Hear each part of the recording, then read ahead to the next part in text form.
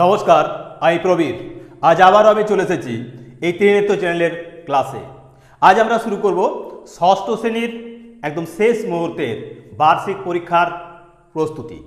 অর্থাৎ আর কটা দিন মাত্র, 3 থেকে 4 দিন পরেই বিভিন্ন বিদ্যালয়ে বিভিন্ন ডেটে যে সমস্ত বার্ষিক বা তৃতীয় পর্যায়ক্রমিক পরীক্ষা অনুষ্ঠিত হতে চলেছে, সেখানে এই তৃতীয় পর্যায়ক্রমিক মূল্যায়নের পরীক্ষায় গণিতে যে সমস্ত প্রশ্নগুলো থাকে ষষ্ঠ শ্রেণীর পরীক্ষা বা ক্লাস 6-এর জন্য, সেই সমস্ত প্রশ্নের সমাধান নিয়ে, অর্থাৎ 70 নম্বর, সম্পূর্ণ 70 নম্বর পেতে আমাদের এই তিনটি ভিডিও আমরা তুলে ধরছি।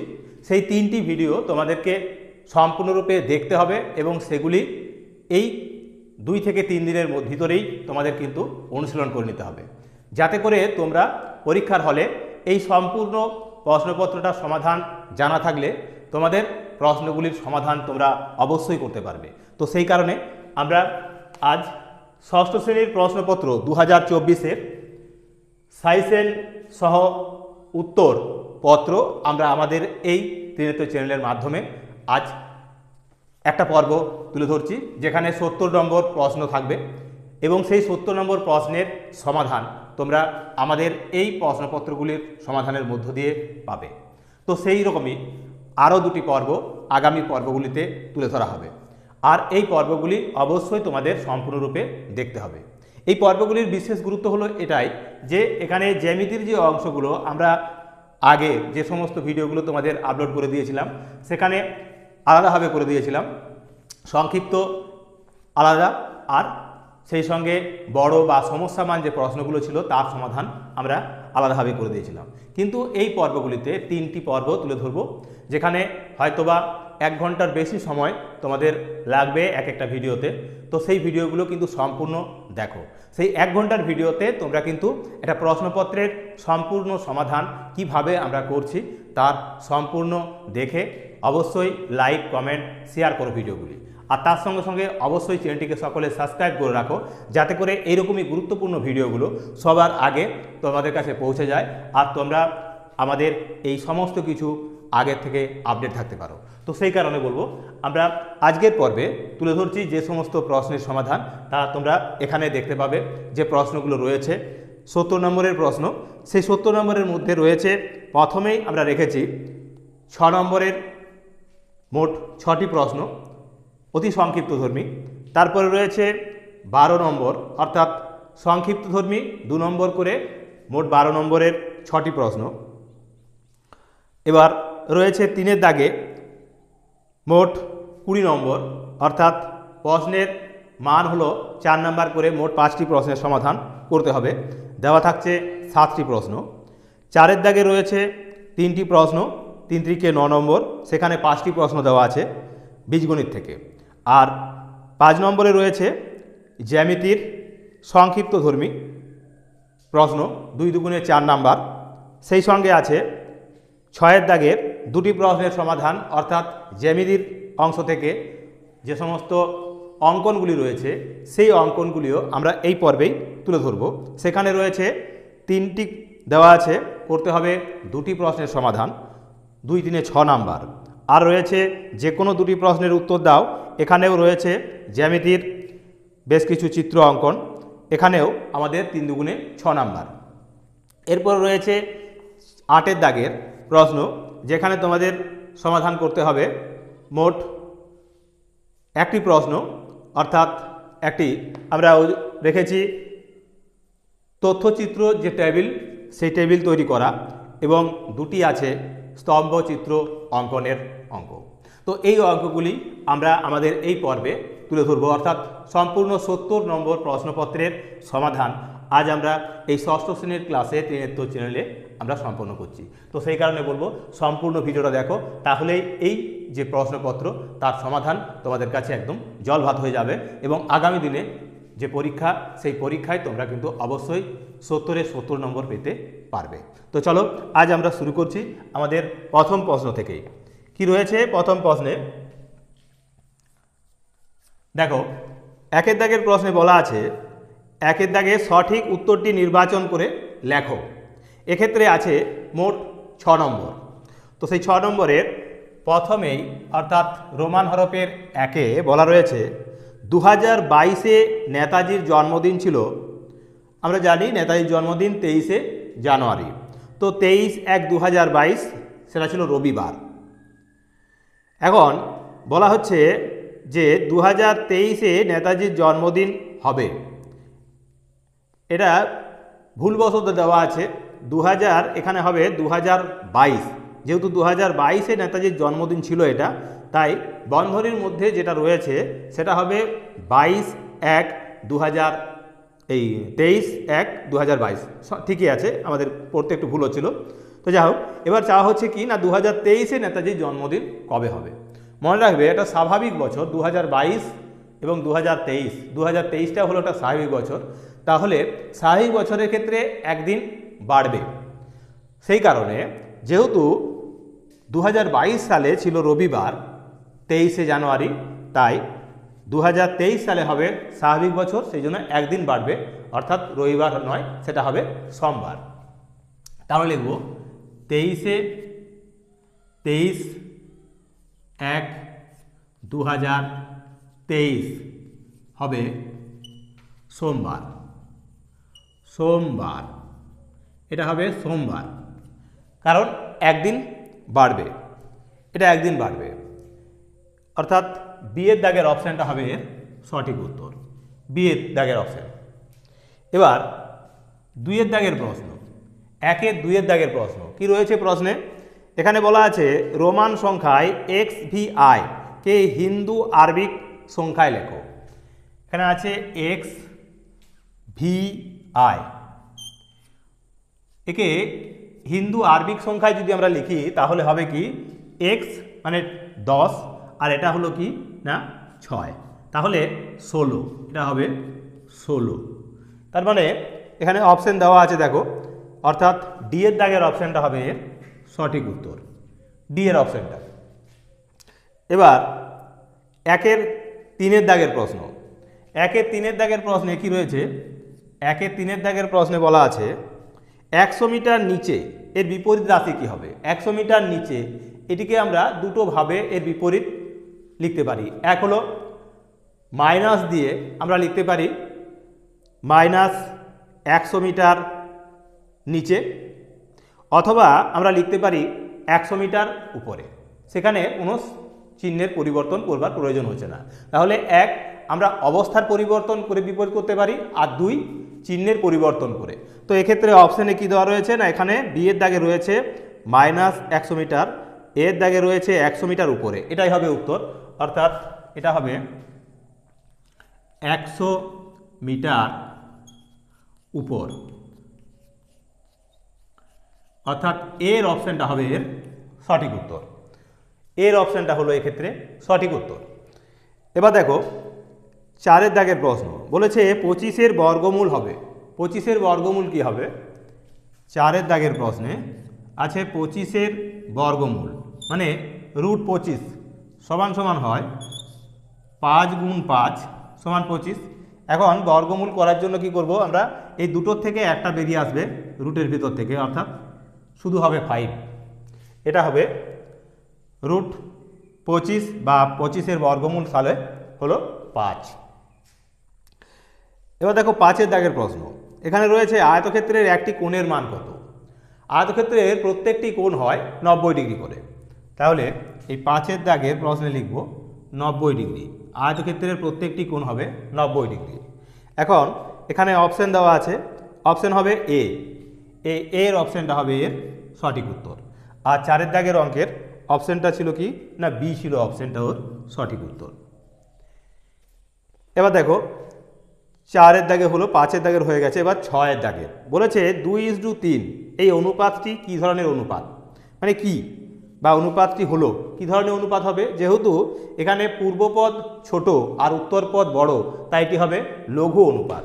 তাহলে এখানে আমরা লিখব 2:3 হলো লঘু অনুপাত, লঘু অনুপাত,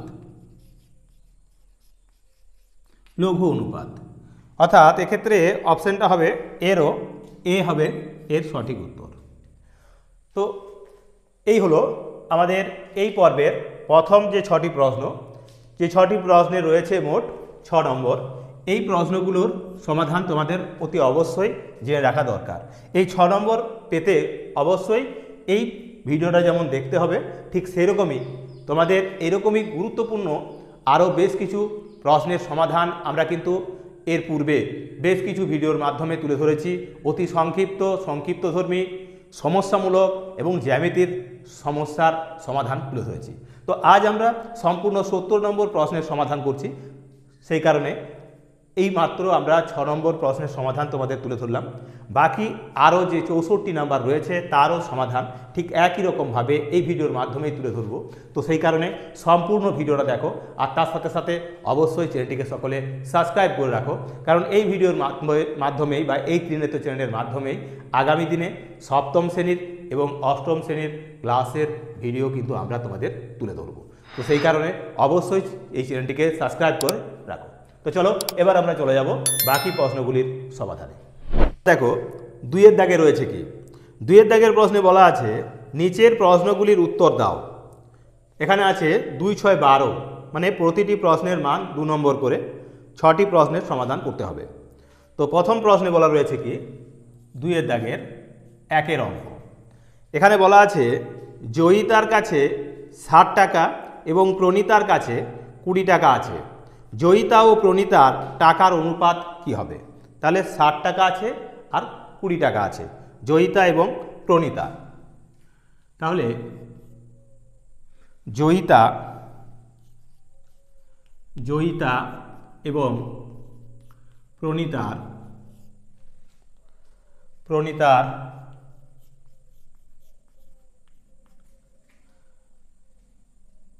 টাকার অনুপাত সমান সমান দিয়ে লিখব 60:20। অর্থাৎ জয়িতার কাছে 60 টাকা আর প্রণীতার কাছে 20 টাকা, তাহলে 60:20 সমান সমান কী হবে? 20 দিয়ে কাটলে 20 1-কে হবে 20 আর 20 3-এ হবে 60, মানে 3:1। 3:1 হবে এর উত্তর। তাহলে এই গেল আমাদের 2-এর দাগের 1-এর অঙ্ক। এবার 2-এর দাগের 2-এর অঙ্ক। 2-এর দাগের 2-এতে কি বলেছে? -20 মাইনাস বন্ধনীর ভিতর রয়েছে +120 সমান কত হবে? তাহলে আছে এখানে -20 মাইনাস +120 সমান কত হবে? সমান দিয়ে আমরা লিখব -20 মাইনাসে প্লাসে হবে -120। তাহলে এই 120 আর এই 20 সমান সমান হবে কত? না 140, কিন্তু চিহ্নটা হবে -140, তাহলে এটা হবে -140। এই গেল আমাদের 2-এর দাগের প্রশ্ন। এবার দেখো 2-এর 3-এর দাগের প্রশ্ন কি? 2-এর 3-এর দাগের প্রশ্নে বলা আছে ভাগ পদ্ধতিতে বর্গমূল নির্ণয় করো। এখানে আছে 625। তো 625, এই 625কে আমাদের ভাগ পদ্ধতিতে বর্গমূল করতে হবে। আমরা ডান দিক থেকে জোড় করব।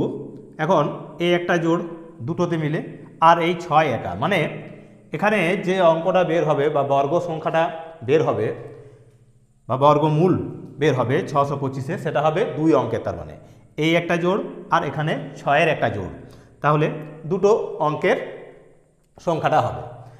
এখন 6-এর কাছাকাছি বর্গ সংখ্যা কি? না 4। 4কে আমরা কিভাবে পেতে পারি? না 2 2 4। তাহলে এখানে 2 লিখব, এখানেও 2 লিখব।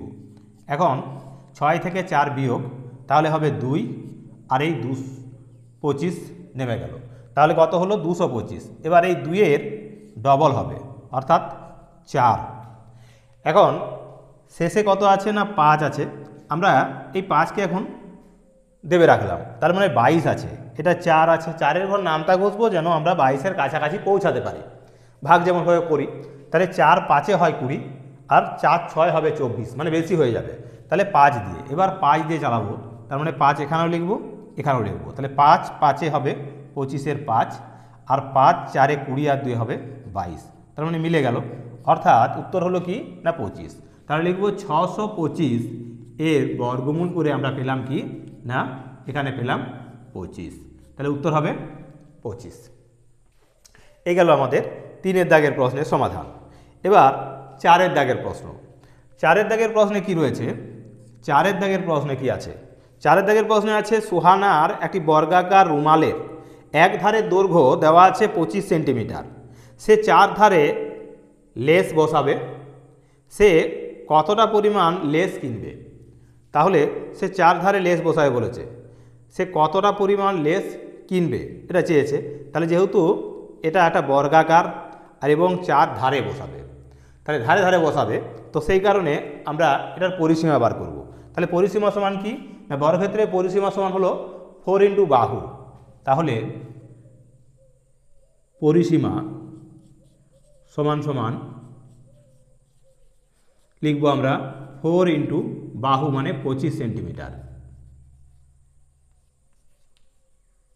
সেন্টিমিটার সমান 100 সেমি বা সেন্টিমিটার। 100 সেমি বা সেন্টিমিটার, এটা হলো পরিসীমা, বা বলা যেতে পারে এটাই হবে সে কতটা পরিমাণ লেস কিনবে। তার মানে 100 সেন্টিমিটার তাকে লেস কিনতে হবে। এবার দেখো 5-এর দাগের প্রশ্ন। 5-এর দাগের প্রশ্নে কি আছে? 5-এর দাগের প্রশ্নে রয়েছে একটি দোকানে বই কিনলে 12% ছাড় দেবে। যে বইয়ের দাম 100 টাকা লেখা আছে সেই বই তুমি কত দামে কিনবে? তাহলে 12% লেস দেওয়ার অর্থ হলো কি 100 টাকাতে 12 টাকা ছাড়। তাহলে 100 টাকাতে 12 টাকা ছাড় মানে কি 12 বিয়োগ 100 বিয়োগ 12। এখন জিনিসটার দাম প্রকৃত অর্থেই লেখা আছে 100, তাহলে এখানে 100 দিয়ে গুণ করব। সমান সমান কত হবে? তাহলে 100 বিয়োগ করলে হবে 100 থেকে 12 বিয়োগ করলে হয় এখানে 88 বাই 100 গুণ হবে 100 টাকা। তাহলে 100 কেটে গেল, সমান হবে 88 টাকা। 88 টাকা। তাহলে আমরা কি করলাম না, এক্ষেত্রে আমরা 100 থেকে সরাসরি 12 বিয়োগ করে দিতে পারি, তাহলেই আমরা 12% ছাড় দেবে যেহেতু, আর লেখা আছে কি অর্থাৎ লিখিত মূল্যের উপর এটা আমরা ছাড় দিচ্ছি। তাহলে সেক্ষেত্রে সে বই তুমি কত দামে কিনবে, অর্থাৎ 100 টাকার দাম যেটা লেখা রয়েছে সেই বইটা আমরা 88 টাকাতে কিনব। এবার দেখো 2-এর দাগের 6-এর অঙ্ক কি রয়েছে? 2-এর দাগের 6-এর অঙ্ক। এক্ষেত্রে বলা আছে একটি সমকোণী ত্রিভুজের একটি কোণ 40 ডিগ্রি হলে অপর কোণ দুটির মান কত? যেহেতু সমকোণী ত্রিভুজ, এটা হলো একটা সমকোণী ত্রিভুজ। তো দেখো এটা যদি একটা সমকোণী ত্রিভুজ হয়, তার মানে যেহেতু সমকোণী ত্রিভুজ তাহলে একটা কোণ হবে 90 ডিগ্রি, আর অপর দুটো কোণের মধ্যে একটা কোণ বলা আছে 40 ডিগ্রি। আমি ধরলাম এই কোণটা হলো আমাদের 40, তাহলে এটা হবে 90, আর বাকিটা কি হবে? সমকোণের বিপরীত দুটো কোণ মিলে হয় 90 ডিগ্রি, তাহলে এই কোণটা হবে 90 বিয়োগ 40। 90 বিয়োগ 40, তার মানে কোণ দুটো হবে কি কি? একটা হবে 90 ডিগ্রি এবং আর একটা হবে 90 বিয়োগ 40 ডিগ্রি সমান সমান এটা হবে 50 ডিগ্রি। তাহলে দুটো কোণ হলো কি কি? একটা হলো 90 ডিগ্রি আর একটা হবে 50 ডিগ্রি। তো এই হলো 2-এর দাগের যে গুরুত্বপূর্ণ 6টি প্রশ্ন তার সমাধান। সেই 6টি প্রশ্নের সমাধান আমরা তুলে ধরলাম, অর্থাৎ 6 2 12 আর 18 নাম্বার, মোট 18 নাম্বারের সমাধান আমরা তুলে ধরলাম এখনো পর্যন্ত। এখনও বাকি যে প্রশ্নগুলো রয়েছে সেই প্রশ্নগুলোর সমাধান আমরা একই রকমভাবে তোমাদের বুঝিয়ে বুঝিয়ে সম্পূর্ণরূপে তুলে ধরব। এরকমই গুরুত্বপূর্ণ ভিডিওটি হতে চলেছে, তো সেই কারণে সম্পূর্ণ ভিডিওটা দেখো, আর তার সাথে সাথে অবশ্যই ভিডিওর প্রত্যেকটি তোমরা তোমাদের মতামত তুলে ধরো, আর অবশ্যই চ্যানেলটিকে সাবস্ক্রাইব করো। তো চলো এবার আমরা চলে যাব বাকি প্রশ্নগুলির সমাধানে। এবার দেখো 3-এর দাগের প্রশ্ন। এখানে কি বলা আছে? যে কোনো 5টি প্রশ্নের উত্তর দাও। তো দেখো 5টি প্রশ্নের উত্তর দিতে বলেছে, দেওয়া রয়েছে মোট 7টি প্রশ্ন। আমরা 7টি প্রশ্নেরই সমাধান এখানে করে দেব। তো দেখো 7টি প্রশ্নের আমরা সমাধান করছি। তো প্রথম প্রশ্নে কি বলা রয়েছে? 3-এর দাগের 1-এর প্রশ্ন। এখানে বলেছে মান নির্ণয় করো। আছে 6 পূর্ণ 2-এর 5 যোগ 3 পূর্ণ 1-এর 2 যোগ 1-এর 2 বিয়োগ 7/10, 7/10। তো এক্ষেত্রে আমরা এর সমাধান করব কিভাবে? দেখো, এখানে আমরা প্রথমে এটাকে মিশ্র ভগ্নাংশ রয়েছে, অপ্রকৃত ভগ্নাংশে নিয়ে আসবো। তাহলে 5 6 30 আর 2 হবে 32, অর্থাৎ 32-এর 5, 32-এর 5 হবে এটা, যোগ 3 2 হবে 6 আর 1 7, 7-এর 2 হবে, যোগ 1-এর 2 বিয়োগ 7/10, 7/10। এবার সমান দিয়ে লিখছি কি না, এটা আমরা টানা করে নিচ্ছি, অর্থাৎ 5 2 2 এবং 10 এদের লসাগু হবে কত না 10, এখানে 10 লিখলাম। তাহলে 5 দিয়ে যদি ভাগ করি 10-কে, 2 হয়, 2-কে 32 দিয়ে গুণ করলে হবে 32 2 হবে 64, যোগ 2 5 10, তার মানে 5 7 হবে 35, যোগ 2 5 10, তার মানে 5 1 হবে 5, যোগ এখানে বিয়োগ হবে, এটা কি আছে 10 1 10, মানে এটা হবে 7, সমান সমান দিয়ে এখন এই 64 35 আর 5 যোগ করলে হয় 35 5 40, 40 আর এই 64তে হবে 104। তাহলে 104 থেকে 7 বিয়োগ 104 বিয়োগ 7/10 সমান সমান লিখতে পারি কত, 7 কয় দাও 14, 7 দাও 14, মানে 97/10, 97/10। একে আমরা মিশ্র ভগ্নাংশ রূপ দিলে কি হবে, 10 9 হবে 90, মানে 9 পূর্ণ 7/10, 9 পূর্ণ 7/10 হবে। এটা আমরা ভগ্নাংশ, এই ভগ্নাংশ অপকৃত ভগ্নাংশ থেকে আমরা মিশ্র ভগ্নাংশের রূপ দিলে এটা পাব। এবার দেখো 2-এর দাগের প্রশ্ন। 2-এর দাগের প্রশ্নে কি আছে বলেছে, 1000 টাকায় আমার শাড়ি ও অহনার জামা কেনা হলো। শাড়ি ও জামার দামের অনুপাত 2:3, মানে 2 টাকা যদি হয় শাড়ির দাম, জামার দাম হবে 3 টাকা। হিসাব করে দেখাও আমার শাড়ির দাম কত নিয়েছিল, অহনার জামাটা কত নিয়েছিল। তাহলে 1000 টাকায় আমার শাড়ি ও অহনার জামা কেনা হয়েছে, মানে মোট নিয়েছে 1000 টাকা। এখন যে অনুপাতটা রয়েছে শাড়ি ও জামার অনুপাত, এখানে দেওয়া রয়েছে শাড়ি ও জামার অনুপাত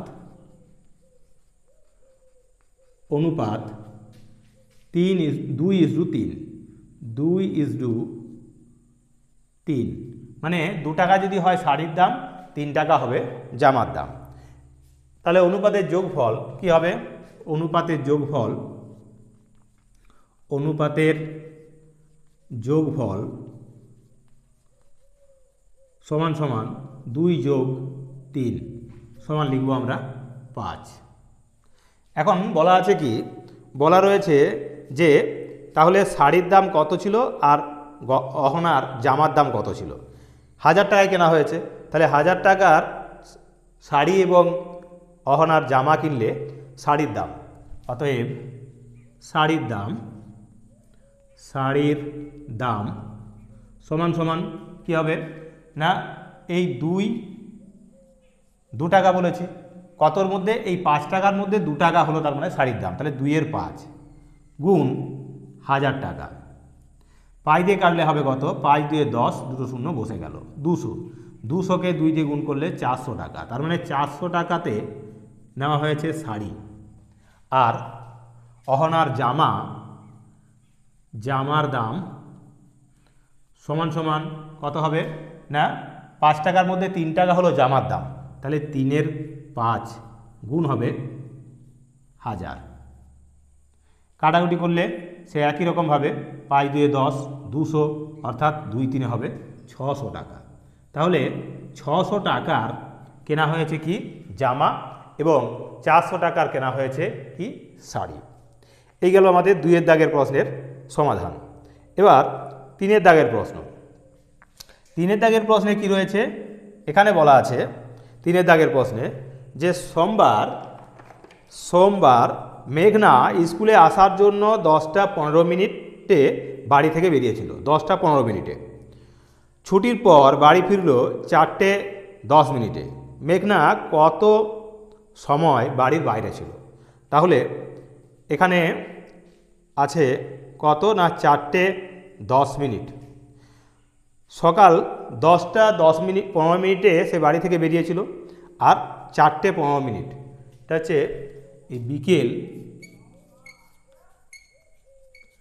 4:10 সমান সমান আমরা লিখতে পারি এটাকে কি না 12 ঘন্টা যোগ 4 ঘন্টা 15 মিনিট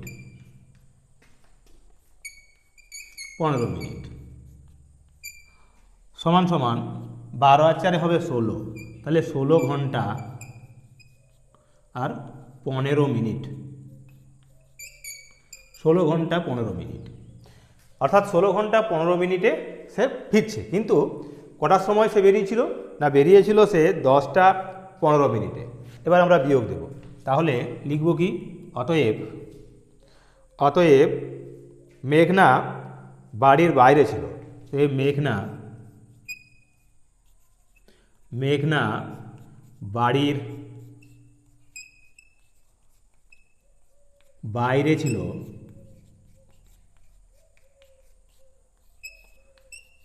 সমান সমান এই 16 ঘন্টা 15 মিনিট বিয়োগ,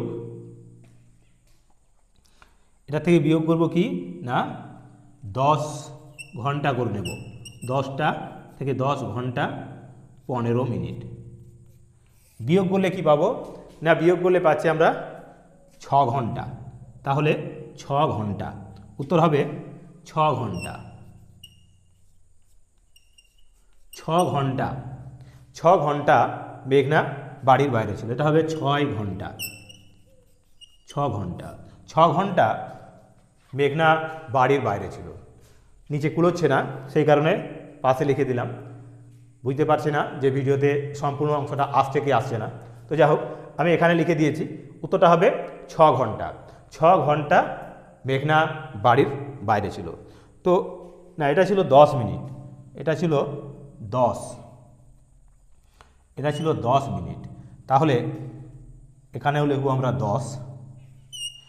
অর্থাৎ এবার এটা থেকে যদি বিয়োগ করি তাহলে হতো কত না বিয়োগ করলে হবে 5 কয় দাও 10, এটা 5 কয় দাও 10, পাই দাও 10, আর এটা কত তার মানে 60কে 70 মিনিট থেকে 15 মিনিট বাদ দিচ্ছি আমরা, তাহলে 11 2 কয় দাও 7, 5 দাও 7, 55, মানে 5 ঘন্টা 55 মিনিট। অর্থাৎ এটা হবে 5 ঘন্টা 55 মিনিট, 5 ঘন্টা 55 মিনিট, 5 ঘন্টা 55 মিনিট, 5 ঘন্টা 55 মিনিট মেঘনা বাড়ির বাইরে ছিল। তো এই গেল আমাদের 3-এর দাগের অত্যন্ত গুরুত্বপূর্ণ 3টি সমস্যামান প্রশ্নের সমাধান। বাকি প্রশ্নগুলির সমাধান ঠিক একই রকমভাবে আমরা এই পর্বেই তুলে ধরব। তাই সম্পূর্ণ প্রশ্নপত্রটির সমাধান ধৈর্য ধরে প্রায় 1 ঘন্টার থেকে হয়তো সামান্য বেশি হবে সময়, সেই সময়টুকু তোমাদের একটু ধৈর্য ধরে প্রশ্নগুলির সমাধান দেখে নিতে হবে। তো চলো এবার বাকি প্রশ্নগুলির সমাধান। 4-এর দাগের প্রশ্ন, 3-এর 4-এর দাগের প্রশ্ন কি রয়েছে না এখানে বলা আছে পিউলির জন্ম তারিখ 15/1/2011 এবং রিমির জন্ম তারিখ 20/6/2010। 31/12/2022 তারিখে পিউলির বয়স কত হবে, রিমির বয়স কত হবে, কে বড় কত বড়, এই প্রশ্নগুলো করেছে। তাহলে প্রথমে আমরা পিউলির এখানে লিখছি পিউলির আর এখানে লিখছি কি আছে রিমি, না কি রয়েছে হ্যাঁ রিমি। তাহলে ক তারিখে চাইছে আমরা 31/12/2022, 31/12/2022 এই সালে চাইছি। এখানেও 31/12/2022 এই সালে আমরা ওদের বয়সটা চাইছি যে পিউলির এবং রিমির বয়স কত, তাহলে আমরা বুঝতে পারবো কে বড় কে ছোট। এবার বলা রয়েছে পিউলির জন্ম তারিখ হলো 15/1/2011, 15/1/2011। আর রিমির জন্ম তারিখ হলো 20/6/2010, 20/6/2010। এবার এদের মধ্যে আমরা বিয়োগ দেব। তো কীভাবে বিয়োগটা করব? আমরা এই তারিখ থেকে বিয়োগটা করে যাব। তো এখানে 31, এখানে আছে 15, বিয়োগ করা যাবে স্বাভাবিকভাবে। তাহলে 5 কয় দাও 11 যদি আমরা করি, 6 দাও 11, 2 কয় দাও 3, 1 দাও 3, মানে 16 দিন। তাহলে 16 দিন হবে এটা। এবার মাসে যদি দেখি, 12 মাস থেকে 1 মাস বিয়োগ হলে হবে 11 মাস, 11 মাস। আর সালটার থেকে সালটা বিয়োগ করব, জন্ম সাল এবং যে সালটা চাইছি, তাহলে কি হবে? এখানে 11, এটা 22 আছে, অর্থাৎ 11 বছর। তাহলে এই পিউলির 31/12/2022 হিসাবে বয়স হবে 11 বছর 11 মাস এবং 16 দিন। আর রিমির বয়স এবার বার করব, কি আছে? 31 থেকে 20 বাদ, তার মানে 11 দিন, এটা হবে 11 দিন। 12 থেকে 6 বিয়োগ, তার মানে হচ্ছে 6 মাস। আর এক্ষেত্রে 22 থেকে 10 বিয়োগ, 2022 থেকে 2010 বিয়োগ করলে পাবো আমরা 12 বছর। তাহলে কি পেলাম না, এক্ষেত্রে রিমির বয়স হলো 12 বছর 6 মাস 11 দিন। তাহলে বড়কে না, এখানে বড় হবে তাহলে রিমি হবে বয়সে বড়। এবার কত বড়, এই দুজনের মধ্যে এবার আমাদের বিয়োগ করতে হবে। তার মানে এখান থেকে তাহলে এটা হবে কে না, রিমি হবে বড়, রিমি হলো বড়।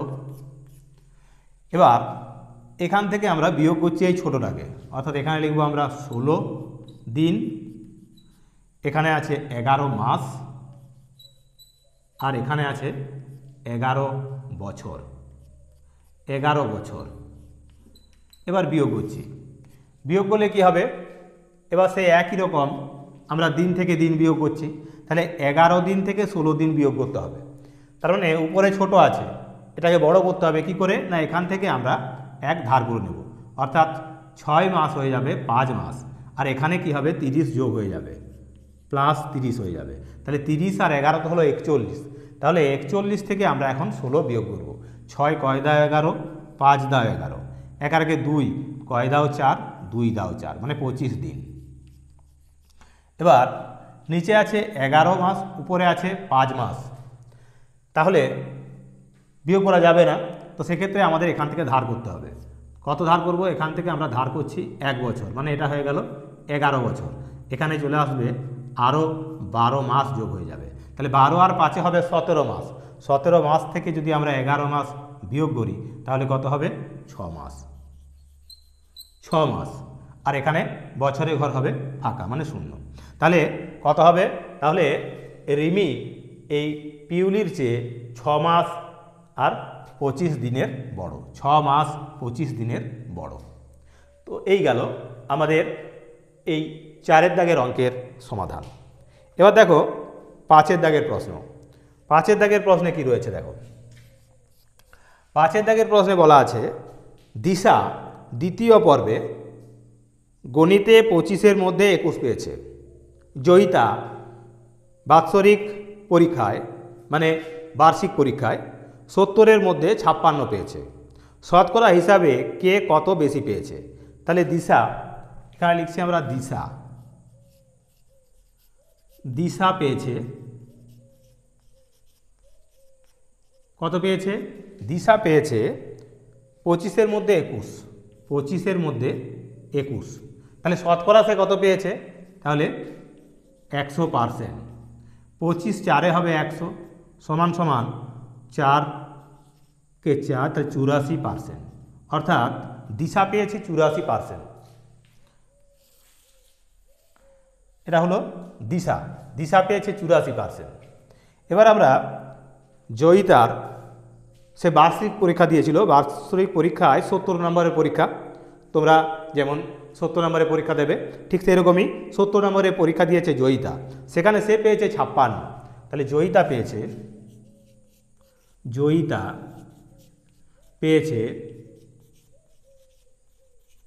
পেয়েছে সমান সমান কত, 56 পেয়েছে, কতর মধ্যে, 70-এর মধ্যে। তাহলে 100-র মধ্যে সে কত পেয়েছে, অর্থাৎ 100%। এখানে লিখব, কাটাকুটি করব, 0 0 কেটে গেল, তাহলে 7 8 হবে 56, মানে 80%।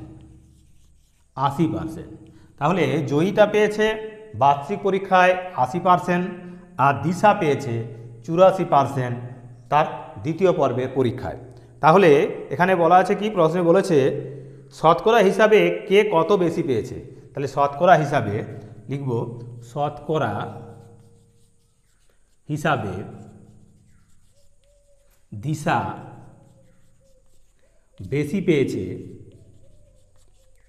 পেয়েছে সমান সমান 84 বিয়োগ 80% সমান সমান 4%, মানে 4% বেশি পেয়েছে জয়িতার চেয়ে দিশা 4% বেশি নম্বর পেয়েছে।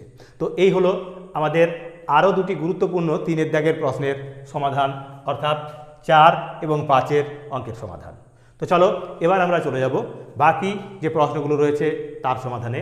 এই অংশটাকে মুছে দিয়ে তাই বলবো ধৈর্য ধরে সম্পূর্ণ ভিডিওটা দেখতে থাকো। তো চলো 3-এর দাগের 4-এর অঙ্ক, এই 6-এর অঙ্ক কি রয়েছে, পাড়ার সরস্বতী পুজো করবে বলে অনুসরা যতজন বান্ধবী ছিল প্রত্যেকে ততগুলি 5 টাকা করে চাঁদা দিল, মোট 720 টাকা চাঁদা উঠল, হিসাব করে দেখাও কত চাঁদা দিয়েছে, কতজন চাঁদা দিয়েছে, কত টাকা করে চাঁদা দিয়েছে, এটা বার করতে বলছে। দুটো প্রশ্নের উত্তর চেয়েছে, একটা হচ্ছে কত চাঁদা দিয়েছে কতজন, আর কত টাকা করে দিয়েছে। তাহলে দেখো এক্ষেত্রে আমরা এই 6-এর দাগের অঙ্কের সমাধান করছি কিভাবে। তাহলে লিখবো এখানে না, অনুসরা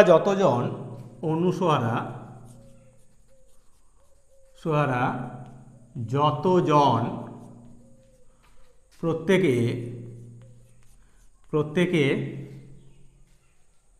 ততগুলি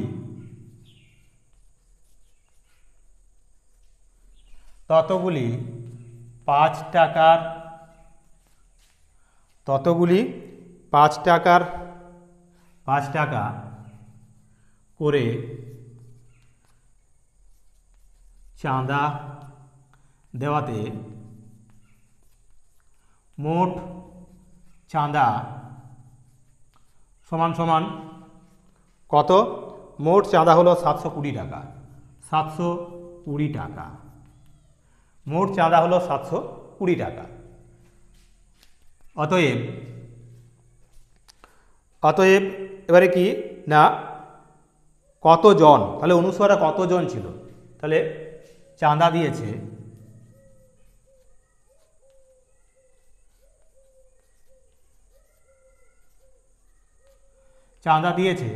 সমান সমান কি করব আমরা, √, 720 ভাজিত 5 বর্গমূল হবে, এবং প্রত্যেকে যেহেতু যতজন প্রত্যেকে 5 টাকা করে দিয়েছে তত 5 টাকা করে, তো সেই কারণে আমরা 5 দিয়ে ভাগ করে তার বর্গমূল করব। 5 দিয়ে ভাগ করলে হবে 5 × 5, 2 22 হচ্ছে, 5 × 4 = 20, 2 5 × 4 = 20, 144।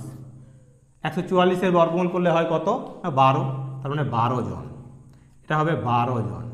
তাহলে মোট কতজন ছিল না 12 জন ছিল। এবারে বলেছে তাহলে প্রত্যেকে ততগুলো করে 5 টাকা দিয়েছে, তার মানে অতএব প্রত্যেকে চাঁদা দিয়েছে, তাহলে প্রত্যেকে চাঁদা দিয়েছে সমান সমান 12 × 5 সমান সমান 60 টাকা। তাহলে অনুসরা ছিল মোট 12 জন এবং প্রত্যেকে দিয়েছে 60 টাকা করে চাঁদা। এই হলো আমাদের 4-এর দাগের প্রশ্নের, এই 6-এর দাগের প্রশ্নের সমাধান 3-এর 6-এর। এবার দেখো 3-এর 7-এর দাগের প্রশ্ন কি রয়েছে 3-এর দাগের 7-এর প্রশ্ন। এখানে বলা আছে 6, 8, 10, 12 দিয়ে বিভাজ্য এমন একটি সংখ্যা নির্ণয় করো যেটি 200 এবং 300 এর মধ্যে থাকবে। তাহলে 6, 8, 10, 12 এদের প্রথমে লসাগু করব। 6, 8, 10, 12 এদের লসাগু করছি আমরা। 2 দিয়ে গেল, 2 3 6, 2 4 8, 2 5 10, 2 6 12। আবার 2 দিয়ে গেল, 3 নেমে গেল, 2 2 4, 5 নেমে গেল, 2 3 6। আবার 3 দিয়ে গেল, 3 1 3, 2 নেমে গেল, 5 নেমে গেল, 3 1 3। তাহলে লসাগু হবে কত? লসাগু সমান সমান হবে 2 গুণ 2 গুণ 3, 2 গুণ 2 গুণ 3 গুণ 2 গুণ 5, 2 গুণ 5 সমান সমান দিয়ে লিখতে পারি 2 2 4, 4 3 12, 12 আর এই 10-এ গুণ করলে হবে 120। তাহলে এই 120 হবে এদের লসাগু। এখন বলা আছে কি না 200 এবং 300-র মধ্যে থাকবে, 200 এবং 300-র মধ্যে। তাহলে এই 120 এর গুণিতক বার করব। গুণিতক কি হবে? 120 1 120 হয়, 120 দুগুণে 240 হয়, আর 240 এটা হলো, আর 3 12 36, 360 হয়। 120 যেটি 200 এবং আমাদের বলা আছে কি না আমাদের 200 থেকে 300-র মধ্যে সংখ্যাগুলো নিতে বলা আছে। তাহলে এই 120 এটিও বাদ, আর এখানে 360 এটিও বাদ। তাহলে 240 হবে। এক্ষেত্রে কি না এখানে বলা ছিল যে এমন একটি সংখ্যা নির্ণয় করো যেটি 200 ও 300-র মধ্যে থাকবে। অতএব নির্ণীয় সংখ্যা সমান সমান 240। তো এই হলো আমাদের 3-এর দাগের অত্যন্ত গুরুত্বপূর্ণ আরও দুটি প্রশ্নের সমাধান। তো তোমরা এরকমভাবে এই প্রশ্নগুলোর সমাধান করবে। যে সীমা বলেছে সেই সীমার মধ্য থেকে আমাদের এই 240কে আমরা পেলাম। তো এই গেল। এবার চলে যাব আমরা 4-এর দাগের যে প্রশ্নগুলো রয়েছে, অর্থাৎ যে কোনো 3টি প্রশ্নের উত্তর করো। মানে এখানে আছে যে সমস্ত বীজগণিতের যে অঙ্কগুলি রয়েছে, এখানে রয়েছে 3 × 9 নম্বর। সেই প্রশ্নগুলির সমাধান এবার আমরা তুলে ধরব। তো চলো এবার আমরা 4-এর দাগের প্রশ্ন। 4-এর দাগের প্রশ্নে বলা আছে যে কোনো 2টি প্রশ্নের যে কোনো 3টি প্রশ্নের উত্তর দাও। এক্ষেত্রে 9 নম্বর রয়েছে। তো 1-এর দাগে রয়েছে যোগ করো। 1-এর দাগে আছে যোগ করো। কি বলা আছে? -15 এখানে কমা আছে, সেখানে আমরা যোগ চিহ্ন দেব যেহেতু যোগ করতে বলা আছে। তারপর রয়েছে +20, এবার যোগ দেব। তারপরে আছে কি না -4 সমান সমান আমরা এবার বন্ধনীগুলো ভেঙে নেব। অর্থাৎ -15 প্লাসে প্লাসে হবে +20, প্লাসে মাইনাসে হবে -4 সমান সমান কত হবে? এখানে আছে -15 আর -4 সমান হবে -19। তাহলে 20 থেকে এটা হবে 20 - 19 সমান সমান 1। এটা হবে এর উত্তর হবে তাহলে কি না 20 থেকে 19 বিয়োগ হলে হবে 1। এই গেল আমাদের 4-এর 1-এর দাগের প্রশ্ন। 4-এর 2-এর দাগের প্রশ্ন কি রয়েছে না বিয়োগ করো। অর্থাৎ যেখানে কমা থাকবে সেখানে আমরা বিয়োগ দেব। তাহলে এখানে রয়েছে -20, এবার কমা আছে তাই এখানে মাইনাস দেব। বন্ধনীর ভিতরে রয়েছে -100 সমান সমান দিয়ে আমরা কি লিখবো এবারে না -20 120 মাইনাস ব্র্যাকেটের বাইরে এবং ব্র্যাকেটের ভিতরে মাইনাস, তাহলে মাইনাসে মাইনাস হবে +100। তাহলে 100 আর এটা 120, অর্থাৎ 120 থেকে 100 বিয়োগ করলে হবে 20, কিন্তু চিহ্নটা হবে কি বড় চিহ্ন বসবে, অর্থাৎ এই মাইনাসের চিহ্নটা বসবে, অর্থাৎ -20 হবে উত্তর। এবার দেখো 3-এর দাগের প্রশ্ন। 3-এর দাগের প্রশ্নে কি রয়েছে? এখানে আছে ফাঁকা ঘরে বড়, সমান আর ছোট এই চিহ্ন বসাতে বলেছে। প্রথমে রয়েছে কি -10, এখানে আছে -10 বন্ধনীর ভিতরে, তারপর রয়েছে বন্ধনীর বাইরে রয়েছে ভিতরে রয়েছে -40। এবার এখানে এই চিহ্নটা বসাতে হবে। তারপরে রয়েছে কি না +16, তারপরে রয়েছে -+10, এটা আছে।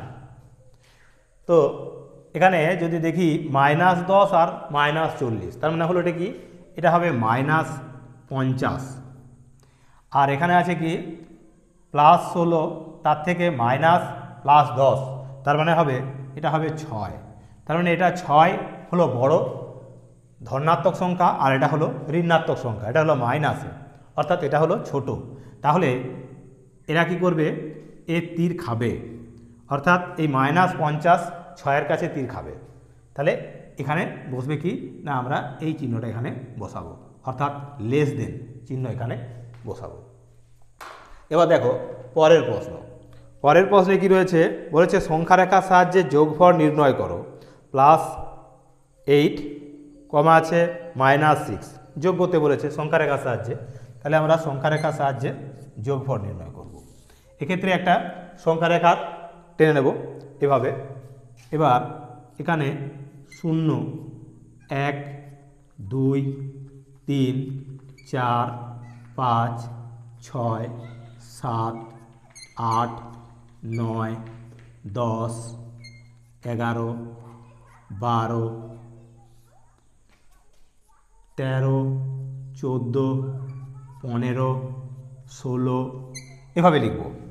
কত পর্যন্ত বলেছে এখানে না, আছে 20 -16 আছে। তাহলে এখানে আমরা এভাবে লিখছি 17, 18, 19, 20, 21, এভাবে 21 পর্যন্ত লিখলাম। আর এদিকে লিখছি আমরা -1, -2, -3, -4 এভাবে লিখে গেলাম। এখন প্রথমে বলা আছে +20, তাহলে আমরা এই 0 থেকে +20-তে যাব, +20-তে গেলাম, এটা হলো আমাদের +20। এবার এখান থেকে কি করতে বলেছে না -16 আছে, অর্থাৎ এখান থেকে আমরা 16 ঘর পিছিয়ে আসবো। তাহলে 16 ঘর যদি পিছিয়ে আসি, তার মানে এখানে আসবো 1 ঘর, 2 ঘর, 3 ঘর, 4 ঘর, 5 ঘর, 6 ঘর, 7 ঘর, 8 ঘর, 9 ঘর, 10 ঘর, 11 ঘর, 12 ঘর, 13 ঘর, 14 ঘর, 15 ঘর, 16 ঘর, অর্থাৎ এই 4-এর দাগে আমরা এখানে এসে অবস্থান করব। এটা হবে -16। তার মানে উত্তর হলো কি, উত্তর হবে আমাদের এটা হবে আমাদের উত্তর, অর্থাৎ উত্তর হলো আমাদের +4। তাহলে উত্তর বেরোবে কি না +20, এটা হবে 20, আর +-16 সমান আমরা পাচ্ছি তাহলে কত না +4। তো এই গেল আমাদের এই পর্বের অত্যন্ত গুরুত্বপূর্ণ আরও দুটি প্রশ্নের সমাধান। তো চলো এবার আমরা চলে যাব বাকি প্রশ্নগুলির সমাধানে। 5-এর দাগের প্রশ্ন কি রয়েছে, 5-এর দাগের প্রশ্নে বলা আছে যে কোনো দুটি প্রশ্নের উত্তর দাও। 2 দিয়ে 4 নাম্বার, এটা রয়েছে মূলত জ্যামিতির অংশ থেকে। 1-এর দাগে বলা আছে কি না ডাব্লিউ এবং সি এর মধ্যে কোনটি প্রতিসম রেখা এঁকে দেখাও। তো এখানে রয়েছে দুটো বর্ণ, একটা হলো ডাব্লিউ আর একটা হলো সি।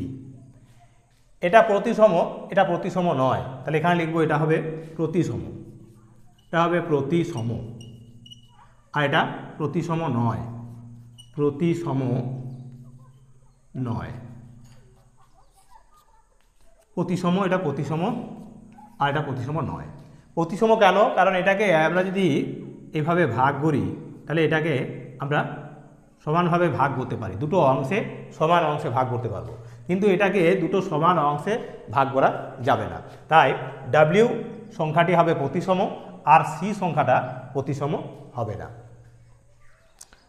এবার দেখো 2-এর দাগের প্রশ্ন। 2-এর দাগের প্রশ্ন, 5-এর 2-এর দাগের প্রশ্নে কি রয়েছে, একটি আয়তঘন এর ছবি আঁকো। তো একটা আয়তঘন তার ছবি আঁকবো আমরা এইভাবে। এই হলো একটা আয়তঘন।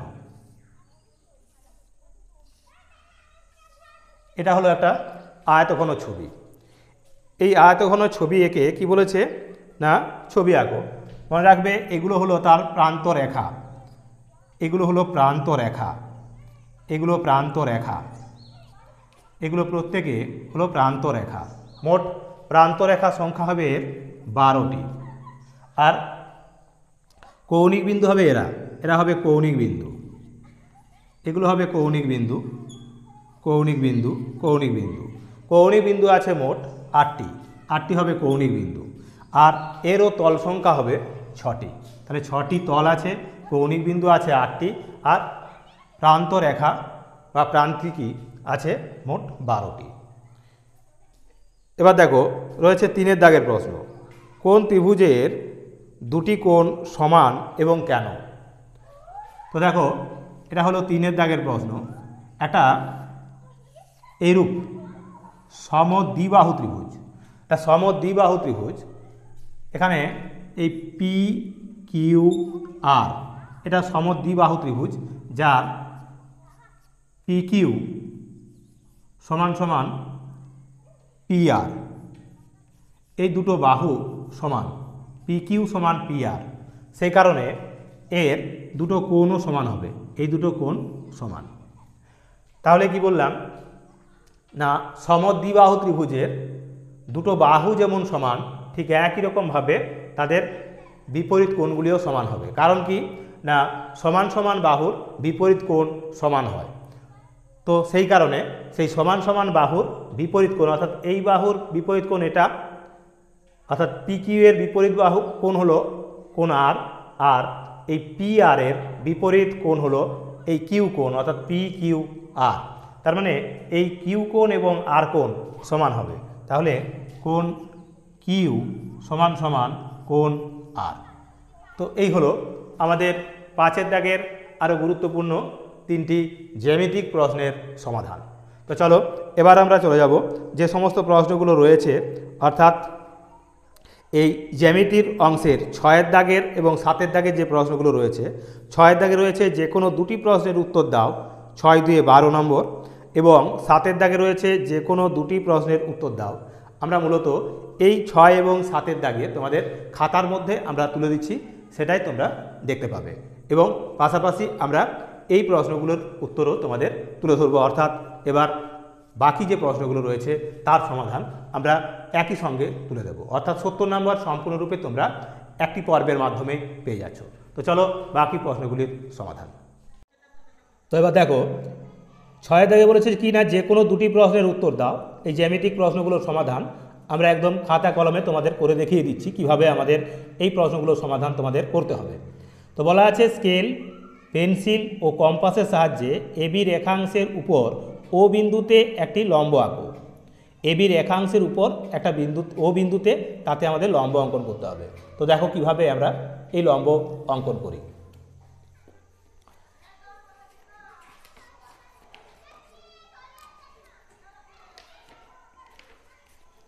তো এক্ষেত্রে দেখো প্রথমে আমরা এইভাবে খাতার মধ্যে একটা মাপ নিয়ে নেব,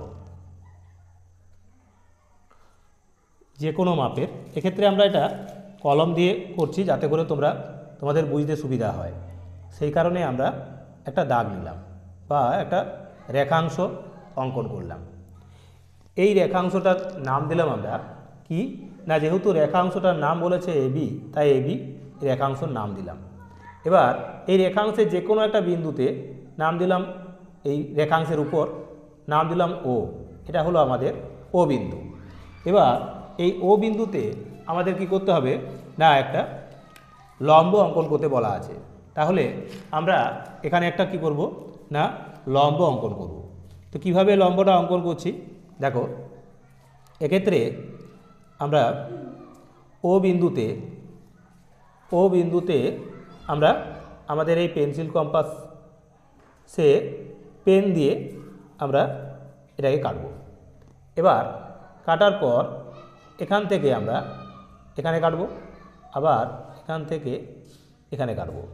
এবার উপর দিকে কাটবো, এইভাবে কাটবো, এটার উপর দিকে আমরা এইভাবে কেটে নেব। তাহলে এখানে যে কাটকুট অংশটা পেলাম সেখানে আমরা যোগ করে দেব, তাহলেই আমাদের এই লম্ব হয়ে গেল। এটা আমরা নাম দেব, এটার নাম দিলাম আমরা পি, অর্থাৎ এই পিও হলো এবি এর উপর লম্ব। তো এই হলো আমাদের এই 6-এর 1-এর দাগের অঙ্কের সমাধান। 6-এর 1-এর দাগের অঙ্কের সমাধান এটি। এবার দেখো 6-এর 2-এর দাগের প্রশ্ন কী ছিল না, 6-এর 2-এর দাগের প্রশ্নে কি বলা ছিল, দেখো এখানে বলা ছিল যে 6-এর 2-এর দাগের প্রশ্নে তোমাদের বলেছিল পেন্সিল কম্পাসের সাহায্যে 60 ডিগ্রি কোণ এঁকে তাকে সমান দুটি ভাগে বিভক্ত করো। তো 60 ডিগ্রি কোণ এঁকে আমরা দুটো ভাগে ভাগ করব। তো প্রথমে আমরা এই 60 ডিগ্রি কোণ তোমরা চাঁদার সাহায্যেও আঁকতে পারো, আবার পেন্সিল কম্পাসের সাহায্যেও কিন্তু আঁকা যায়। তো আমরা পেন্সিল কম্পাসের সাহায্যেই 60 ডিগ্রি কোণটা আঁকবো এবং তাকে সমদ্বিখণ্ডিত করব। তো কিভাবে, দেখো এইভাবে একটা বৃত্তচাপ নেব, যে মাপের এই বৃত্তচাপটা হবে সেই মাপে কাটলেই, সেই মাপেই কাটবো, অর্থাৎ যে মাপে আমরা এই বৃত্তচাপটা নিয়েছি সেই মাপে এই ভিতর থেকে যদি কাটি তাহলেই হবে 60 ডিগ্রি। এটা হলো আমাদের এখন 60 ডিগ্রি কোণ।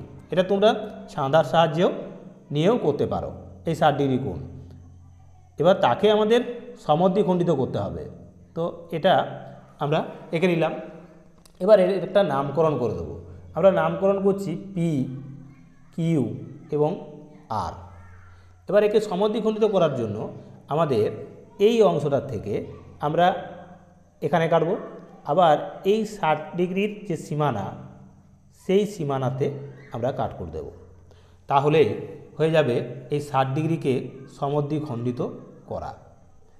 এবার আমরা এটা যোগ করে নেব, যোগ করে দেব, এখানে নাম দিলাম এর টি।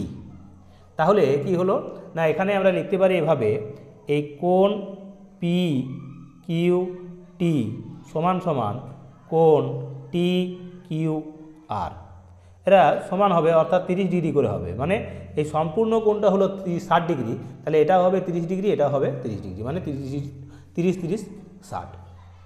এই গেল আমাদের 6-এর দাগের 2-এর অঙ্ক, 6-এর দাগের 2-এর অঙ্ক এটা। এবার দেখো পরের প্রশ্নে বলা ছিল কি না, পরের প্রশ্নে বলা ছিল যে 6-এর দাগে 3-এ 5 সেমি বাহু বিশিষ্ট একটি সমবাহু ত্রিভুজ আঁকো এবং নাম দাও। তো প্রথমে আমরা কি করব, এই 6-এর 3-এর দাগের প্রশ্নে, 6-এর 3-এর দাগের প্রশ্ন এখানে বলা আছে যে 5 সেমি দৈর্ঘ্যের একটা রেখাংশ বাহু বিশিষ্ট একটা সমবাহু ত্রিভুজ।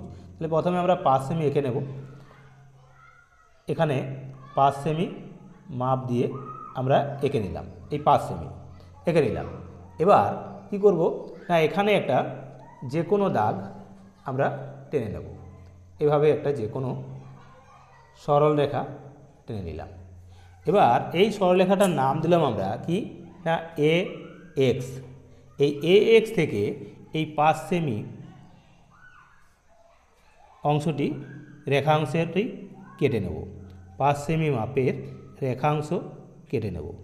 এবার উপর দিকে কাটব, আবার এখান থেকেও কাটব। এই অংশটা যেখানে কাটলাম সেখানে নাম দিলাম আমি বি, আর এখানে যেটা হলো সেটা হলো সি। এবার এদের আমরা যোগ করে নেব, তাহলেই আমাদের সমবাহু ত্রিভুজ গড়ে উঠবে। এই হলো এই বি এতে সি এতে যোগ করলাম, আর এই এতে সি এতে যোগ করব, এতে সি এতে যোগ করব, এতে সি এতে যোগ করলাম। তো এই হলো আমাদের সমবাহু ত্রিভুজ, যার কি না এ বি সমান সমান এসি সমান সমান বিসি সমান সমান 5 সেমি, অর্থাৎ প্রত্যেকটাই হবে 5 সেমি করে। এই ত্রিভুজটা আমরা, এই সমবাহু ত্রিভুজ আমরা এঁকে নিলাম। তো এই গেল আমাদের 6-এর দাগে যে অত্যন্ত গুরুত্বপূর্ণ 3টি প্রশ্ন ছিল জ্যামিতির অঙ্কনের, তা তোমাদের তুলে ধরলাম। ঠিক একই রকমভাবে আমরা এবার চলে যাব আমাদের যে পরের প্রশ্নগুলো রয়েছে সেই প্রশ্নে। তার আগে আবারও বলবো সম্পূর্ণ ভিডিওটা দেখবে, তাহলেই কিন্তু 70 নম্বর প্রশ্নের সমাধান তোমরা কিন্তু একদম তোমাদের জল ভাত হয়ে যাবে। আর এরকমই গুরুত্বপূর্ণ ভিডিওগুলো আরও দুটো ভিডিও আমরা আগামী পর্বেও তোমাদের তুলে ধরব, যাতে করে তোমাদের যে 6 তারিখ বা তার আগে যে যদি পরীক্ষা হয়ে যায়, কোনো কোনো স্কুলে হয়তো বিদ্যালয়ে হয়ে যাবে, তো সেইখানেও কিন্তু তোমরা পেয়ে যাবে। তার আগেই আমরা এই ভিডিওগুলো তোমাদের আপলোড করে দেব। তো সেই কারণে বলছি, অবশ্যই সম্পূর্ণ ভিডিওটা দেখে নাও এবং বাড়িতে একবার অনুশীলন করো, তাহলেই দেখবে তোমরা 70-এ 70 নম্বর পাচ্ছ। আর আগামী দিনে এরকমই গুরুত্বপূর্ণ ভিডিওগুলো পেতে অবশ্যই আমাদের এই চ্যানেলটিকে সাবস্ক্রাইব করে রাখো। তো চলো এবার দেখো, আমরা চলে যাব 7-এর দাগের যে প্রশ্নগুলি রয়েছে সেই 7-এর দাগের প্রশ্নে। তো দেখো 7-এর দাগের প্রশ্নে কী ছিল, 7-এর দাগের প্রশ্নে রয়েছে যে কোনো দুটি প্রশ্নের উত্তর দাও।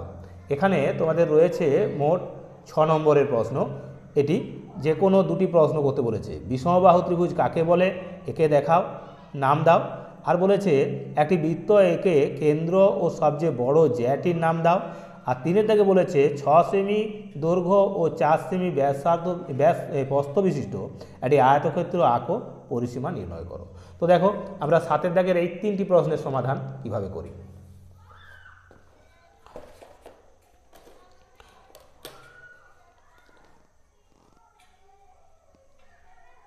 তাহলে দেখো প্রথম প্রশ্নটাই রয়েছে কি না, এখানে বলা রয়েছে বিষমবাহু ত্রিভুজ কাকে বলে, একে দেখাও। তো দেখো বিষমবাহু ত্রিভুজ কাকে বলে এখানে লিখে দিচ্ছি না। দেখো বিষমবাহু ত্রিভুজ, বিষমবাহু ত্রিভুজ যে ত্রিভুজের তিনটি বাহুই অসমান তাকে বিষমবাহু ত্রিভুজ বলে। বিষমবাহু ত্রিভুজ বলে। তো এক্ষেত্রে একটা বিষমবাহু ত্রিভুজ আমরা আঁকবো, অর্থাৎ বাহু 3টে হবে 3 রকমের। এরকম আমরা একটা ত্রিভুজ আঁকছি। তো দেখো এটা হলো আমাদের একটা বিষমবাহু ত্রিভুজ। এটা বিষমবাহু ত্রিভুজ যার এটা হলো এক্স ওয়াই জেড। এখানে এই X Y not equal to Y Z, আবার not equal to X Z. সেই কারণে এটা হবে একটা বিষমবাহু ত্রিভুজ। যে কারণে এই 3টা বাহুই অসমান, তাই এই ত্রিভুজটিও হবে একটি বিষমবাহু ত্রিভুজ। তো চলো এটা হলো আমাদের 7-এর দাগের 1-এর প্রশ্ন। এবার আমরা চলে যাব 7-এর দাগের 2-এর প্রশ্নে। কী ছিল? 7-এর দাগের 2-এর প্রশ্নে রয়েছে একটি বৃত্ত একে কেন্দ্র ও সবচেয়ে বড় জ্যাটির নাম দাও। এটা হচ্ছে 7-এর দাগের 2-এর প্রশ্ন। 7-এর দাগের 2-এ তাহলে আমাদের একটা বৃত্ত অঙ্কন করতে হবে।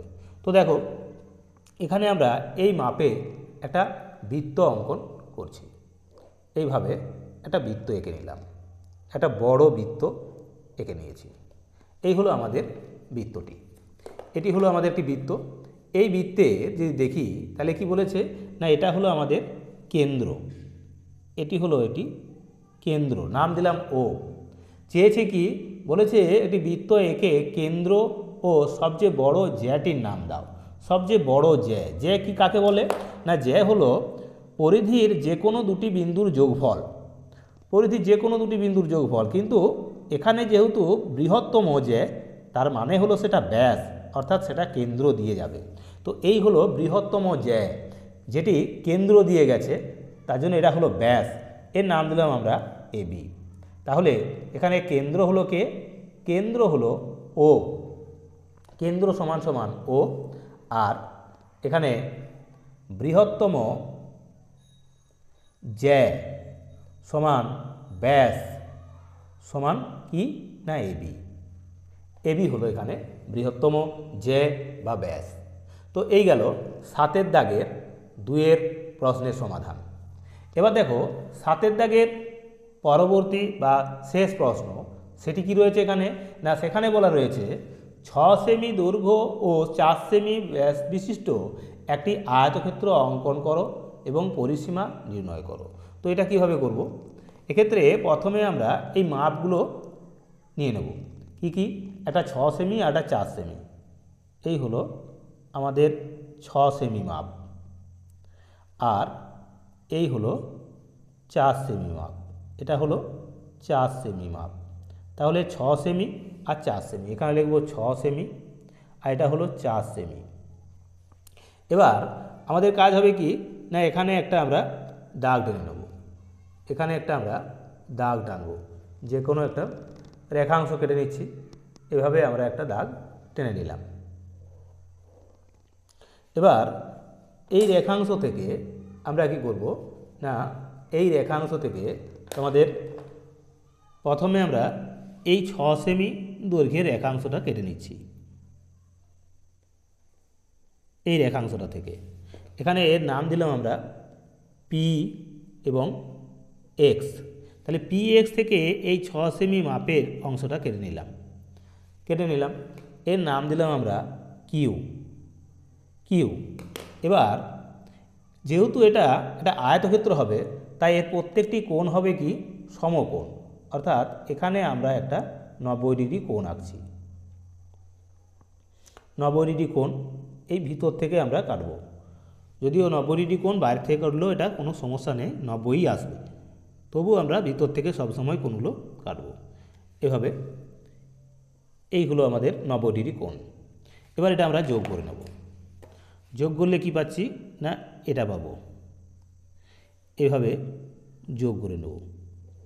যোগ করার পর আমরা এবার এই 4 সেমি যে মাপটা, সেই 4 সেমি মাপটি নেব।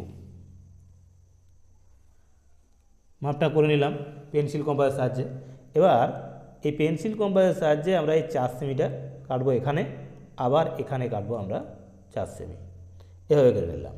এবার আবার পুনরায় আমরা 6 সেমি মাপটি নেব। 6 সেমি মাপ নিলাম। তাহলে এখান থেকে যদি আমরা কাটি তাহলে এখানে কাটবে।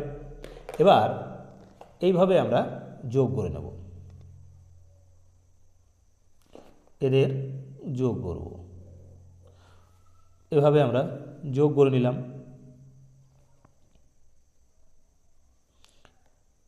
এইভাবে আমরা যোগ করলাম। তো এই হলো আমাদের, এর নাম দিলাম পি কিউ, এটা হবে আর, এটা হবে এস। তাহলে এই পি কিউ আর এস হলো একটি তাহলে উদ্দিষ্ট, এটা হলো আয়তক্ষেত্র।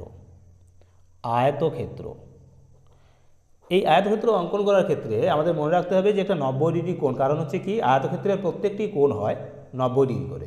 সেই 90 ডিগ্রি কোণ অবশ্যই আমাদের এঁকে নিতে হবে। তো এই ছিল আমাদের 7 দাগের 3 দাগের প্রশ্ন, অর্থাৎ জ্যামিতির যে প্রশ্নগুলো তার সমাধান।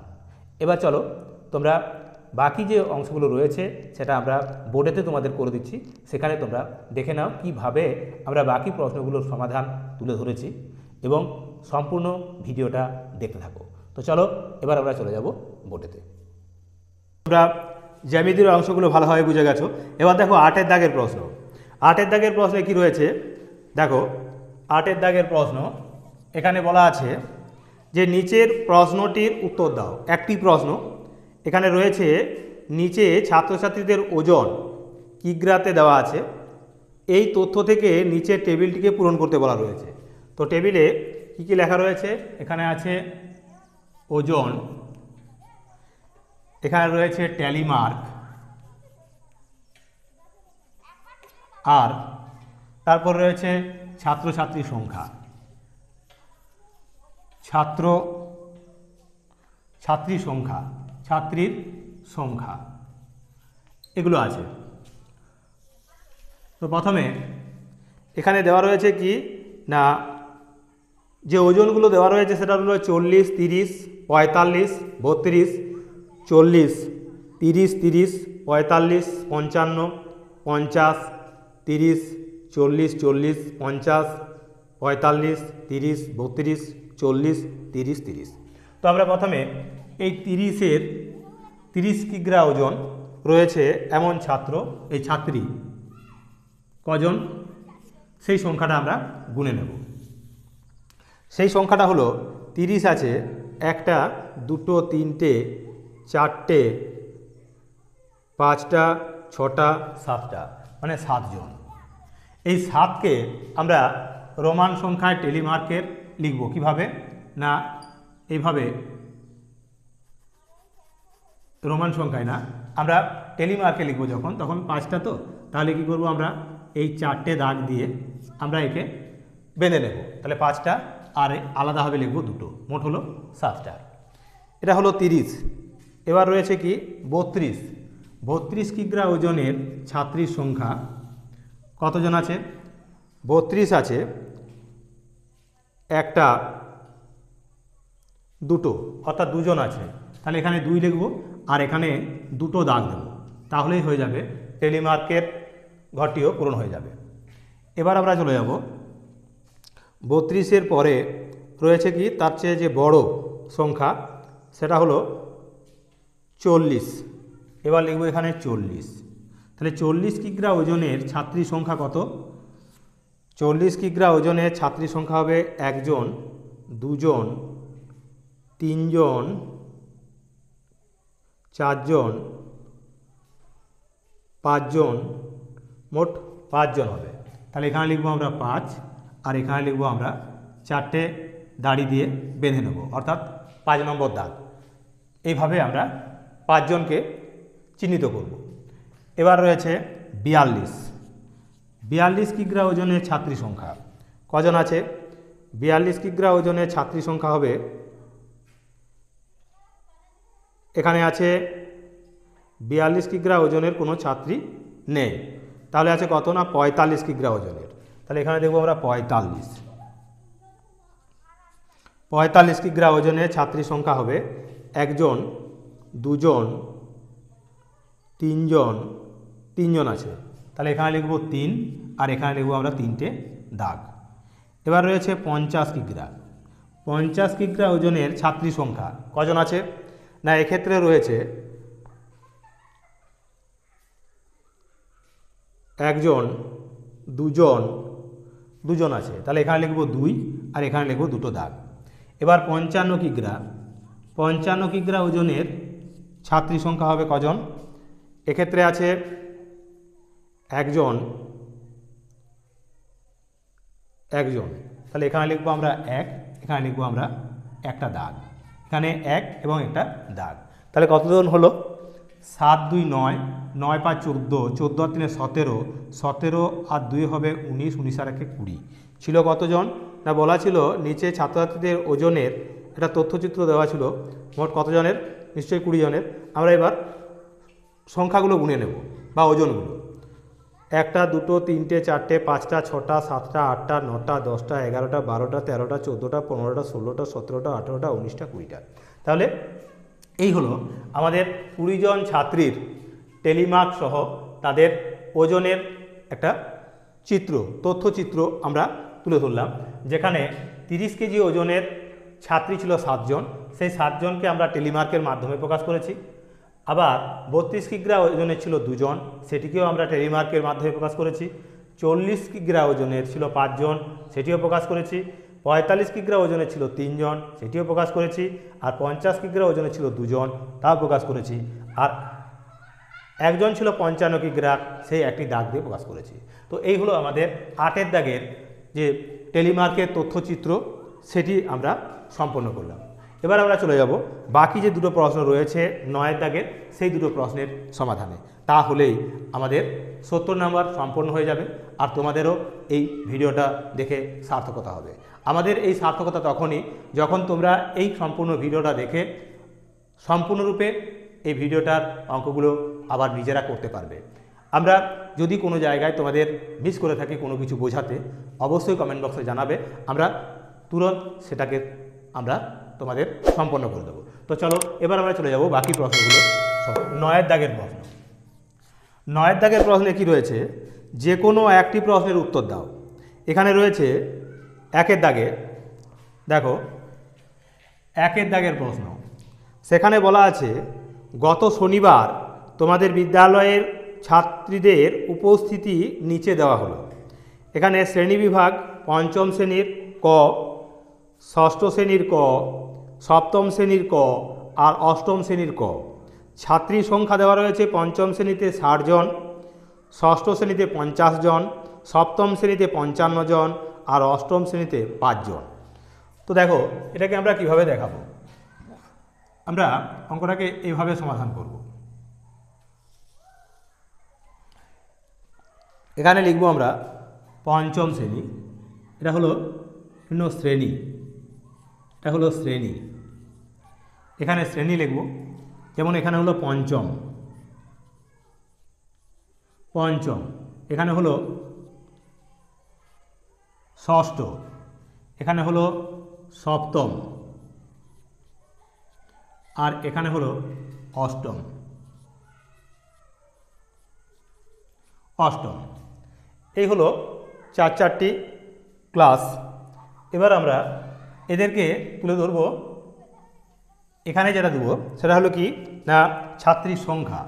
এখানে লিখব আমরা ছাত্রী সংখ্যা, ছাত্রী সংখ্যা, ছাত্রী সংখ্যা।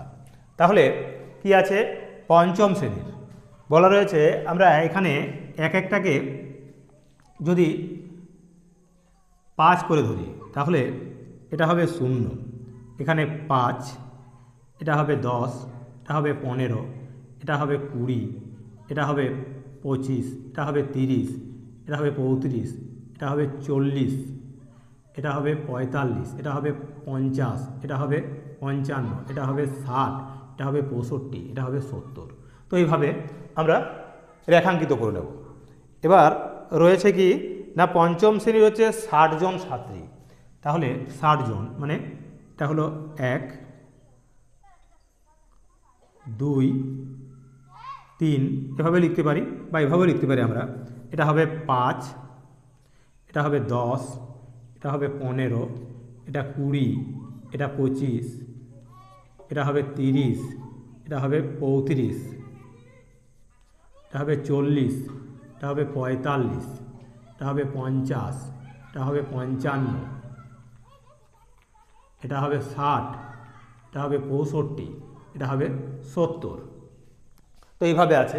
তাহলে পঞ্চম শ্রেণীতে কি বলেছে, পঞ্চম শ্রেণীতে ছাত্রী সংখ্যা হলো 60 জন। তো 60 জনকে আমরা কীভাবে দেখাবো না, এখানে আছে 60, এটা 60, তাহলে আমরা এটাকে এইভাবে আমরা এটাকে দেখাচ্ছি। এটা হলো আমাদের পঞ্চম শ্রেণীর এই ঘরটা। এবার রয়েছে কি ষষ্ঠ শ্রেণীতে, ষষ্ঠ শ্রেণীতে বলা আছে কতজন না 50 জন, মানে এই ঘর, অর্থাৎ এইভাবে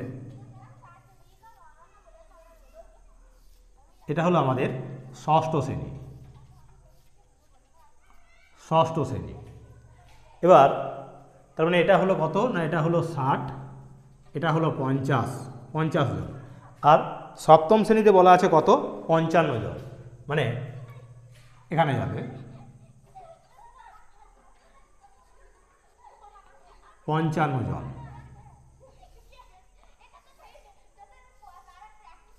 এটা হবে সপ্তম শ্রেণীর 55 জন, আর অষ্টম শ্রেণীতে আছে কতজন 45 জন, মানে এই সোজা।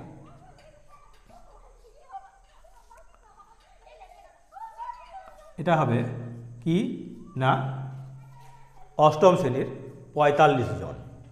তো পঞ্চম শ্রেণী, ষষ্ঠ শ্রেণী, সপ্তম শ্রেণী আর অষ্টম শ্রেণী এখানে আছে 45 জন।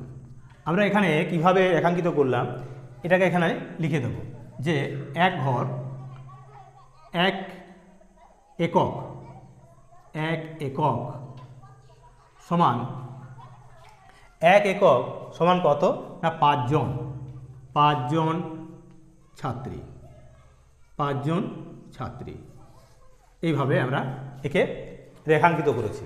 তারপর আমরা এটাকে বিভিন্ন রকম রূপ দিতে পারি, এই রূপে বিভিন্ন রূপ দিতে পারি। এইভাবে আমরা এদের রূপ দেব।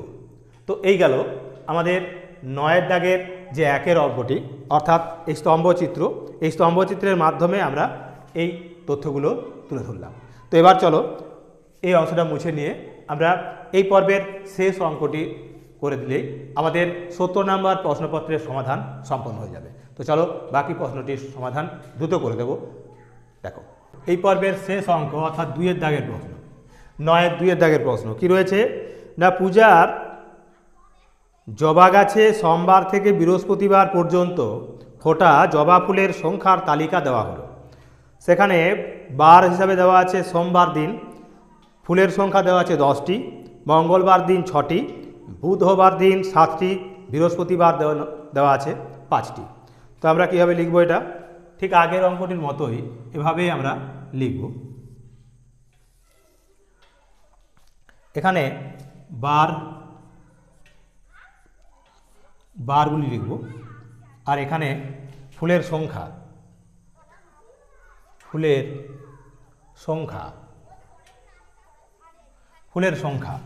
এভাবে লিখব। তো এখানে কি কি বার দেওয়া রয়েছে, এখানে দেওয়া আছে সোম, মঙ্গল, বুধ আর বৃহস্পতি। তাহলে এখানে লিখব আমরা সোমবার, বুধবার, বৃহস্পতিবার আর শুক্রবার, এই 4টি বার আছে। সেই সঙ্গে এখানে আমরা লিখলাম কি 0। এবার এটা হলো 1, 2, 3, 4, 5, 6, 7, 8, 9, 10, 11, 12 এভাবে আমরা রেখাঙ্কিত করে নিলাম। তাহলে 1, 2, 3, 4, 5, 6, 7, 8, 9, 10, 11, 12। এবার কি বলা আছে না, সোমবার দিন 10টা জবা ফুল তুলেছিল। এটা হলো ফুল মানে জবা ফুলের সংখ্যা এখানে দেওয়া আছে। তো সোমবার দিন বলা আছে কটি, 10টি। তাহলে এই 10, সোমবার দিন আছে 10টি, 10টি ফুল আছে। মঙ্গলবার দিন, এখানে মঙ্গলবার দিন এটা হবে মঙ্গলবার,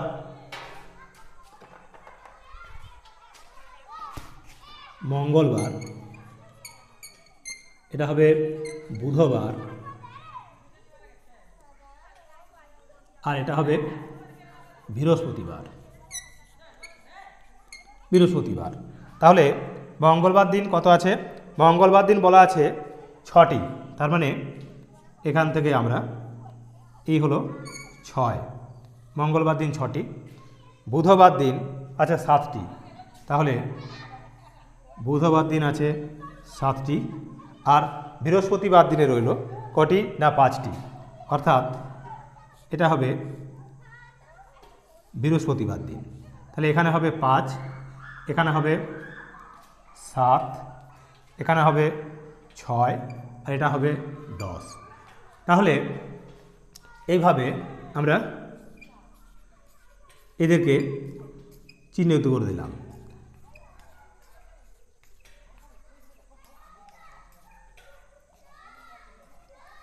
এইভাবে, তার মানে এইভাবে আমরা চিহ্নিত করেছি, যেখানে জবা ফুলের ফোটার সংখ্যাগুলো হলো যে সোমবার দিন ফুটেছে 10টি, মঙ্গলবার দিন ফুটেছে 6টি, আর বুধবার দিন 7টি এবং বৃহস্পতিবার 5টি। তো এই গেল আমাদের এই পর্বের যে 70 নম্বর প্রশ্নের সমাধানপত্র নিয়ে আমরা চলে এসেছিলাম, যাতে করে তোমরা আগামী যে 2-4 দিন মধ্যেই যে তোমাদের বিভিন্ন বিদ্যালয়ের বার্ষিক তথা তৃতীয় পর্যায়ক্রমিক পরীক্ষা হতে চলেছে, সেই পরীক্ষায় তোমরা 70-এ 70 নম্বর পেতে পারো। সেই রকমই গুরুত্বপূর্ণ প্রশ্নের সমাধান, জ্যামিতি প্রশ্নের সমাধান সহ আমরা এই পর্বে তুলে ধরেছি অত্যন্ত দক্ষতার সঙ্গে। আমাদের এই প্রচেষ্টা তখনই সার্থক হবে যখন তোমরা এই অঙ্কগুলো যখন বাড়িতে অনুশীলনের মধ্য দিয়ে আবার তোমরা পরীক্ষার হলে এই প্রশ্নপত্রগুলোই যখন পাবে, তখন তার সমাধান যথারীতি করে আসতে পারবে। আর একই রকমভাবে আমরা আগামী দিনেও তোমাদের পাশে থাকব। যেভাবে তোমরা আমাদের সঙ্গে রয়েছো, আমরাও তোমাদের পাশে থাকবো। সেই কারণে বলবো, অবশ্যই প্রত্যেকটি ভিডিও এইরকমভাবেই সম্পূর্ণ দেখবে এবং তার সঙ্গে সঙ্গে অবশ্যই লাইক, কমেন্ট এবং শেয়ার করবে। তো আজকের মতো এখানেই ভিডিওটা শেষ করছি। আগামী পর্বে আরও 2টি গুরুত্বপূর্ণ এইরকমই পর্বের মাধ্যমে তোমাদের এই প্রস্তুতি আমরা সারা করব। তো চলো আজকের মতো এখানেই শেষ করলাম। নমস্কার।